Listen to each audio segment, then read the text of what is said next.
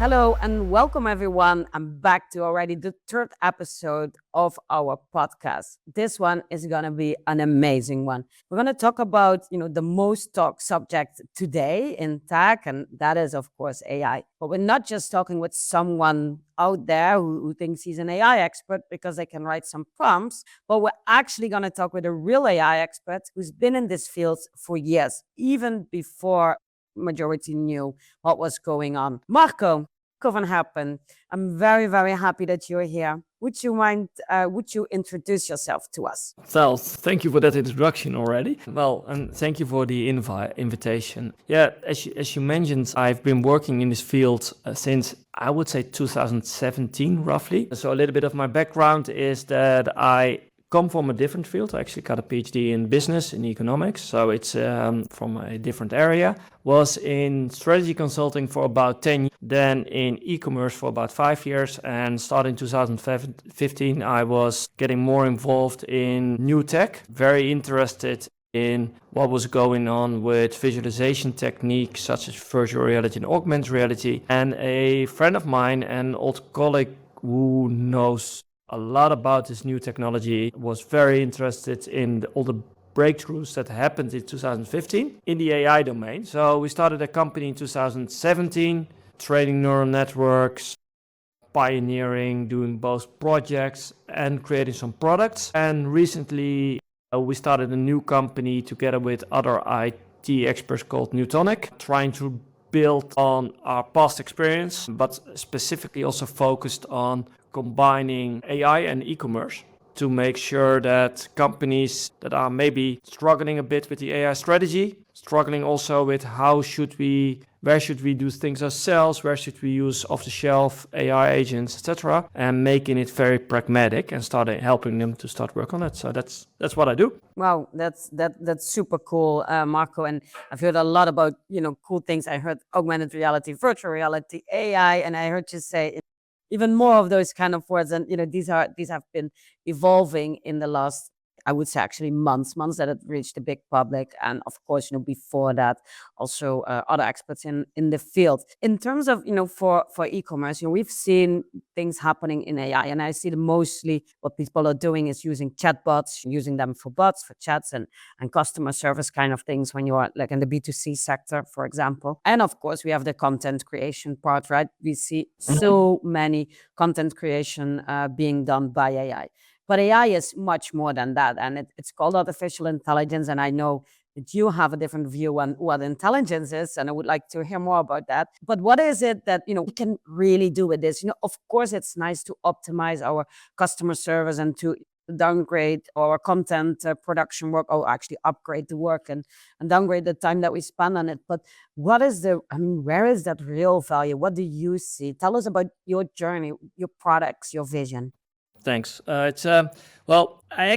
think to best explain it, I would like to explain a little bit how I look at the e-commerce industry and what is really happening in retail e-commerce domain over the past, I would say, 15 years, and how AI can basically take that one step further. So what you see is I tend to think of things along the lines of what the consumer experiences are and where the value add is of a specific business or an industry. Traditionally, if you look at a store, the functionality of a store is that they are a showroom. They give advice. You can buy. You have the purchase functionality there. You have the curated assortment that was that the offer. So you also have a logistic function there, and these functions were combined in one physical building. And what e-commerce has done is, to some extent, take some of these value adds and take them out of the normal physical store and bring them to online.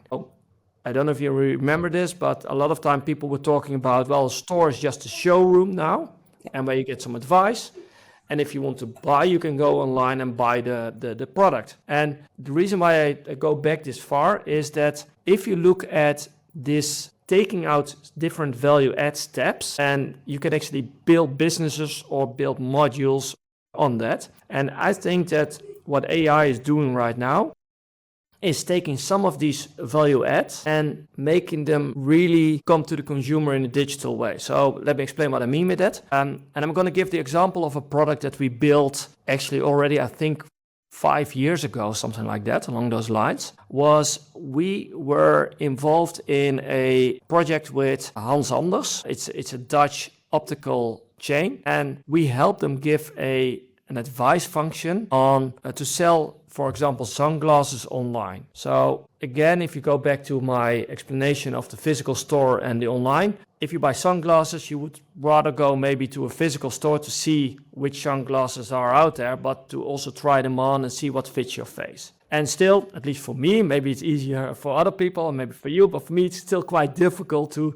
then, if I am in a store and I see 200 sunglasses in front of me, to know which one would actually fit me. I have no clue.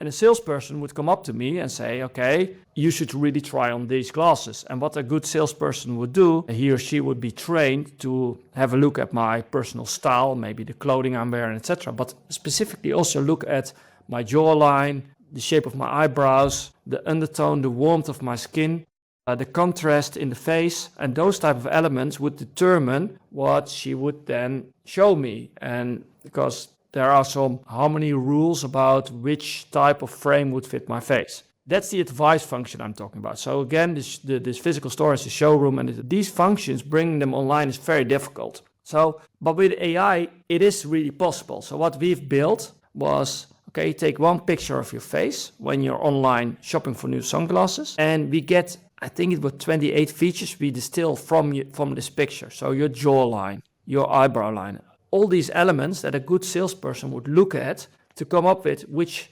frames would fit your specific needs. And within a couple of seconds, we then can suggest to the consumer, you should really try one of these 5 frames. These are the 5 that would fit your face. And still you can say, I want something that's a bit more bold or outspoken, or actually something a little bit more reserved. So you can actually also put your style into it. And this is something that AI is bringing right now to the digital space, so to e-commerce platforms. But actually what it's doing now is taking one of these really core elements that was still in the physical store, so get good advice, helping you in your shopping journey, that's being brought online now. And I think this is the biggest change we are seeing emerging right now. That is still up for grabs and is still a bit uncertain. I think if we talk about it a bit more, we can maybe get to a sort of vision on it, but it's still uncertain who's going to take this domain. Is a retailer like Hans Anders, is it going to take that domain, or is maybe Google or ChatGPT or Perplexity going to take this domain? Who's going to give you this good advice? Now, the results with Hans Anders, we're still working together with them, but we are also working with some other e-commerce eyewear sellers, big companies all over the world on this and with this solution. But this solution is really something I think that is a good example of how AI is changing the shopping experience. Is it something that we can call, and I would like to, make it like an umbrella word for that, because this is around eyewear, but about advice and really fitting you. I think this is something that I would like to call real hyper personalization, because it's about you. And I see, I read these reports about what people are, because I'm very interested in content as a marketer, and how can you profile people and what can we do with that? And I think that one of the interesting things that I see is that people really trust AIs. Of course, they have a mistrust around is my data being used, but they trust them, and you can see that there's a lot of conversations in AI going about psychology, about things like can you help, like therapeutic kind of things, and or doctor advice and medical advice and really psychological help advice, and things that you sometimes don't even trust your partner with. These are things but people do trust a machine because they don't feel judged. They don't feel somebody has an opinion about it and can change their opinion about you when you would say something about that, for example, to your partner or to someone you like or you love. And this hyper personalization, I'm not talking about use depression for selling them I don't know, sunscreens, or something like that. But it does show how we can, I think, in the future really understand much better the people that we're working with and the people that we are trying to sell to, or the people that we're trying to, do it. And I think, one of the simple things that people do is, allow access to your photo album, and we can see your style, we can see what you like, and we can offer things to that. And but there's always a GDPR thing there, but as long as it's not, as long as that can be contained, that can be worked around, if people can work there. Hyper personalization is obviously I would say a front end thing, right? It's with the customer, but it also happens a lot on the back end, because I know, you're working also with products for optimization, for assortments, for product categories, product management, etc., with this AI, with this new intelligence. Yeah. Oh, you raise a lot of interesting points. So I think that first of all, I think it's the term is spot on. This is really hyper personalization, helping consumers in their shopping journey, and I think AI is very well suited for it. The second point you raised was, do we trust AIs? And I think you're spot on. We trust AIs with all these. You gave the examples. And it's, if I can make a comparison, I think it's the same way that Google made a breakthrough in 2000, 2001, was being a search engine that is objective or clearly indicating when they have paid search. And that's how Google conquered this market. I think ChatGPT and Perplexity and some others are doing the exact same thing. You trust the advice, you can give some examples, you can give some questions to this AI, and they come up with suggestions what would fit you, or what would help you, or what would suit you, or what product would fulfill this need. And I think that we already see this being announced and being introduced in the United States to a much less extent right now in Europe, is that they actually say, okay, we can help you find a solution and a good product, but we actually are becoming a shopping platform by ourselves, there's a big threat and opportunity coming from that. The reason why they can do that and take that position, and I think they will take that position in the future, is because we trust them, just like the example you gave. And this is where you go to the e-commerce platform and what a retailer or an e-commerce company can do with this new technology, and not being threatened by the ChatGPTs and Perplexities of this world. They still have the knowledge of a specific segment and all the data of the specific segment. So if you go into how intelligent is an LLM really in the core, I would still argue that at the current state, the intelligence is limited. It's still a prediction engine with very good understanding of our grammar rules and linguistic rules, but it still relies on data to summarize it and present it in a coherent way to us. And so giving it good instructions and directions will still make a large difference. So going back to the case with the eyewear, if you would ask right now to a ChatGPT or Perplexity which frames would fit me, you will get some generic response, or to the extent of, if you have a round face, you'll probably need glasses, eyewear that's also a bit more round. Fine. But if you want to really implement it in a way that we have developed this solution, you would actually go much deeper, both on the understanding the consumer, but specifically also on understanding the product. So you need to know of each frame, how round is this, and what is really the undertone of the color. And for instance, those type of elements, you need to specifically train and help an AI to do it in the right way. So there's still a big opportunity to distinguish yourself from this, what a generic platform can offer, but you need an e-commerce environment where you can get all this detailed product information in, and that is flexible in offering modules to the consumers to have this interaction with this really detailed product information. So then you can still make a competitive difference.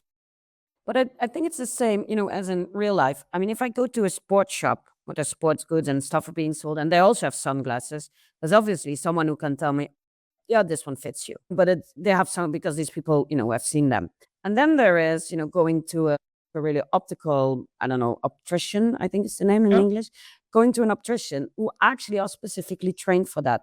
And if we train people or we train this AI, I don't think, because they do both do the same thing. They don't they somehow use intelligence, of course, but they use the information that we put into them, coming from books, coming from internet sources, coming from courses, trainings, whatever, other people, seniors, that give them that information, and then they do something with that. They make the, let's say, the calculation as a computer does, or as a person in their head to give that advice. And I think you're definitely right. So the specialist, that is something that you can add and that you can offer to give that, instead of a sports shop selling sunglasses or optician selling sunglasses. That goes for everything, of course. That's not just sunglasses. And that even goes, for medical advice. And I know we talked about this yesterday, that I had a friend who went to a doctor, and she was a bit like, yeah, I had this kind of weird rash on my hand, and she wasn't sure about it. So she made an appointment with the doctor. And the doctor took a picture of it, general practice took a picture and asked chat about it as well. So he had his own opinion, and he asked them, and they were like a bit weird. They were like, hey, but that's weird. I could have done that myself. And the answer basically is, of course, is yes, you could do that yourself. But as you mentioned yesterday, there is this thing, chat is not always right. And the doctor is not always right. But if they have like the same percentage of wrong margin, and they then combine it and they get other insights, that is a very valuable asset to add to that. And there's even like something like a pre-selection, things you can just rule out if you use this kind of technology, or people you can help who don't need that, that deeper help, but just you can go with that more generic advice there. But then you also mentioned, but Jamie, there's a difference between real intelligence.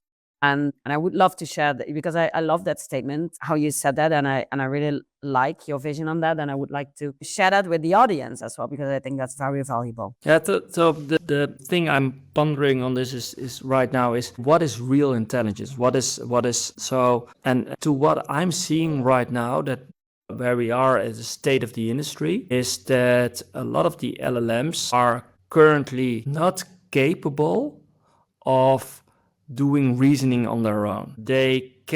You can give them really good input, you can give them really good directions, and they will, based on that, give really good output. But that's something different as being able to reason on their own. And so it is a very powerful tool to help you digest large quantities of data. It's also a very good tool to create large quantities of text, etc. You already mentioned it yourself. Those things, it's very capable of doing that, but still that doesn't mean that there is true intelligence, to the sense that the way we are, just by having this conversation, come up with maybe new ideas, being creative on that. And that is something, a step that we haven't taken yet as a society, or as an industry, or as how you want to call it. And that is something that we're still discovering. Having said that, it is brilliant to see what is capable right now.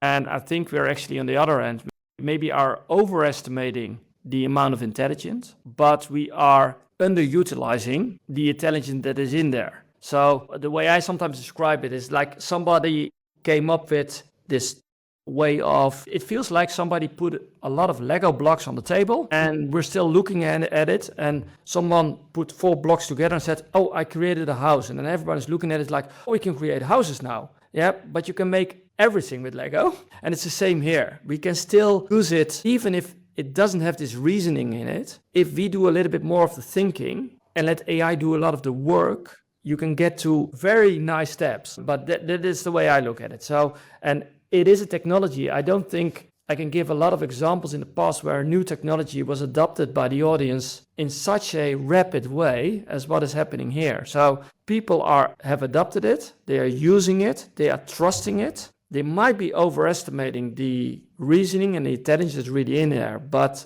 there are so many new opportunities, and you just have to have a flexible infrastructure and guide it. And then you can get to very huge results that we've been discussing thus far. So that's my view.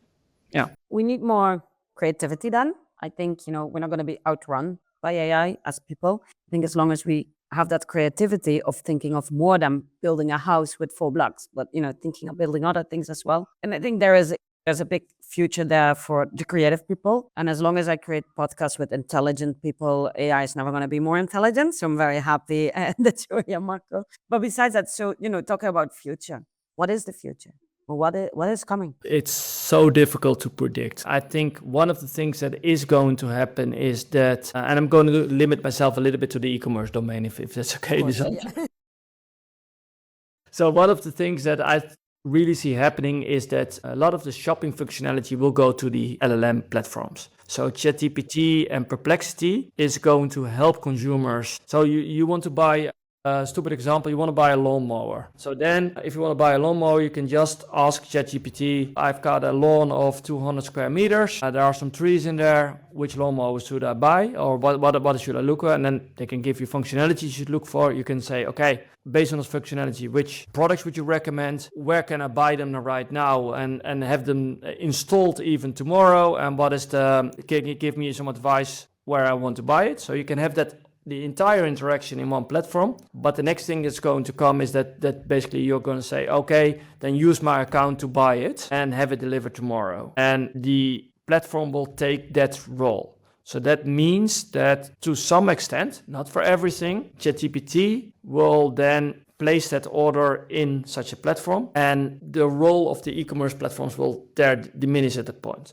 I think that there are some spaces where this will not happen. It will not happen in marketplaces, to my expectation, because marketplaces by themselves are a combination of where people and products come together.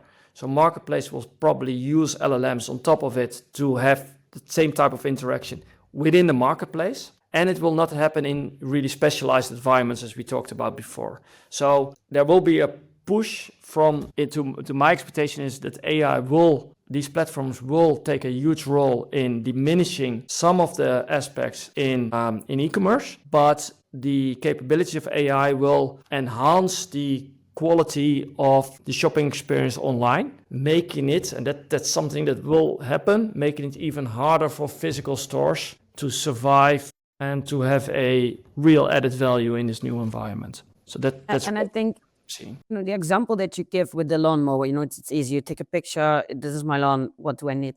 These are practical items. And I think for practical items, that's going to work. And that already works. I mean, that's fine. That's something you can do today. There is the emotional part, obviously, of buying and selling. And as a woman, and as a mother, I'm even more aware of that. I like to watch clothes and jewelry and shoes and baby stuff and all that kind of things. These are emotional products because you don't need them. You cannot ask chat, I'm in need of something emotional because I don't feel well and now I want to buy something for my child. That's not something you can for now. But I do think where we started with hyper personalization, that is gonna happen, even that one, because then my doom scrolling, that satisfaction that I get from putting things in a cart and not buying them, or just looking around, that can even come from there. And there is, I think, a big interesting gap there even now to fulfill. And I think that you're not going to chat GPT directly, the chat GPT app for that. You are going for the lawnmower, but I think there is some opportunity for platforms to offer that, to use these engines, but to offer that doom scroll. Yeah, I don't know, doom scrolling sounds so bad, but like that emotional shopping fashion, kind of things, or home decoration and, just looking around and getting inspired. And I think in combination with my social profiles, my images, my pictures of my house, that can be such a nice one where I can build my profile on the things that I like and have my, let's say, personal shopping assistant there that not only shops practical, but also shops or shows at least that satisfaction. And what is going to happen? I agree. And what's going to happen? So, for instance, right now you will, if you go shopping for a dress, you will go to a store, an e-commerce platform. You say, I go to category dresses, and then you do put some filters on, and maybe a price filter or a brand filter, and you get to a product. If you change that shopping experience within the platform, so forget a little bit about ChatGPT, but if you change the platform, basically saying that in the search engine, you can just type in, I'm looking for something nice to wear. For a wedding. Yeah, for a wedding. And then you come up with suggestions and you start an interaction with this consumer. The consumer will share more about themselves. And it's then also easier to then say, oh, but if you go to a wedding and you have this dress, you should really try to combine it with this type of purse or with this type of belt or whatever you want to do. And it becomes much more natural. And actually what's going to happen is, it's the same what a good salesperson in the store would do. You would have this dialogue, this value exchange of information, and it's easier then to upsell and cross-sell. This is much better than then buying a dress online and then going to the shopping basket and then seeing other people's also bought, and then you see some advice that's not Yeah. really helpful. That doesn't convert it well. But And this I type think, is what's going to happen online in my and they expectation. can even combine it, reverse that influencer engineering. So, now influencers promote you, follow them, and they show you a dress. But they can do it the other way around, because then they can show you like, hey, and Jamie, look at this. This is the dress. And here's actually some pictures of girls, or women your age or whatever, your category, who are wearing it. Girls that I might not know that are not, more famous influencers, but I can see, the real people that are using it, because they can use obviously their engines to search, the images out there on Instagram to find the Or same dress. or even create an AI image of a person with a dress, with a belt, with a purse, and just show what it would look together. Yeah, but Marco, let me tell you one thing. I'm using AI pictures of myself and I look good on them. But that doesn't mean that it's reality. Oh, that's reality. That's reality. Okay, well, Marco, we are half an hour already. I think we can talk for hours and hours and hours. Yeah. But I would like to know one thing, and then we're going to close it, and then we're going to do follow-up podcasts on this one, because it's a really interesting topic. So, and I think we should do things like, AI. Now we talk more about consumer, but let's, talk about how for B2B and how this works. And we do that in follow-ups. But Marco, one last thing. So if somebody wants to try this, wants to brainstorm this, can they call you? Of Can they course. send you a message? Yes? Of course, it would be really nice to have a conversation with anyone who wants. It's such an interesting domain, and there are so many new developments. And as you said, over the past months or even weeks, you get new input. And I think that just having these type of conversation, everyone learns from it. So yes, please. It's been a pleasure having this conversation with you as well. It's always a pleasure, and so thank you very much for that. Thank you. We will share in the show notes, we will share your email address. We will share some links, websites, some examples of what you've been working on, the ones that you shared. And it's been really, really nice to have you on our podcast, Marco. I am very looking forward to the reactions, everyone. Let us know what you think of it. Share your thoughts with us. Share your thoughts on AI. Maybe you disagree fully. I mean, let us know as well. And of course, you're welcome to be a guest in the show if you want to share another opinion on this. Marco, thank you very much. And I'm going to see you in a follow-up. Thank you. My pleasure.